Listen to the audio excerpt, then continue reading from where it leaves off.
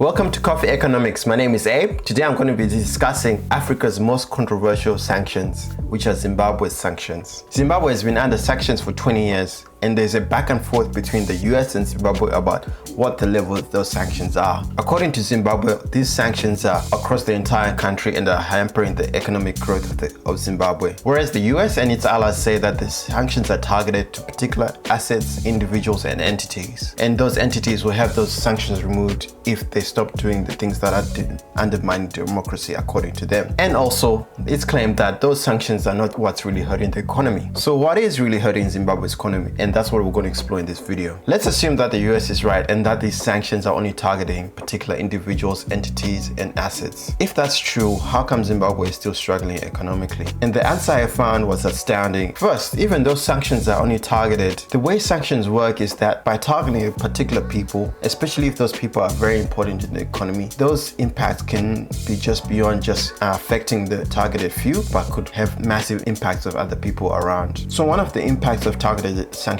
is that sanctions make investors very wary of investing in a country. For example, imagine you want to invest in Zimbabwe right now, but you know that there is sanctions. Just the fact that there is sanctions can make people a little bit scared and worry about investing, because they're like, maybe these sanctions will get ramped up, something might happen, and maybe I'll get caught up in all these sanction things and I could lose the investment that I put into that business. That's one reason that investors will stop investing in Zimbabwe, because they kind of see Zimbabwe already as a risky country. Even though there's targeted sanctions, the penalties for having indirect or direct dealings with people who are sanctioned are heavy penalties. You could have a long jail time or even have millions of dollars in penalties for a business having any association with people who are targeted. So imagine if you wanted to start a business in Zimbabwe and you were going to go through a bank or an entity to start that investment, but you have no idea that that bank has any ties to any of the people on the sanctions list. If you were to be caught by the policing body, you could be subject to fines and you could have your